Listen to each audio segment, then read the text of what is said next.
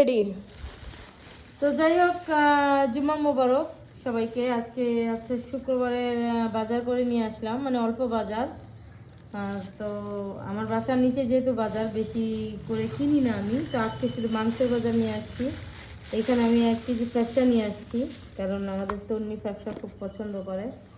আর এখানে আমি যদি দেখাই, যেহেতু শুক্রবার একদম মানে তোর তাজা গরু মাংসটা পাওয়া যায়, তা আমি এখানে কিছুটা গরু মাংস নিয়ে আসছি। প্যাকেটও খুলতে চায় না, প্যাকেটও শীতের দিন মনে হয় যে রাত দেখায়। তো যাই হোক, এখানে হচ্ছে এই যে এখানে কিছুটা গরু মাংস নিয়ে আসছি। আর যেটা আনছি সেটা হচ্ছে, আমি যেহেতু মরিচ খাই, এই হচ্ছে বোম্বাই মরিচ। আর হচ্ছে এটা হচ্ছে সেই ফ্রান্সের ভাইরাল মরিচ।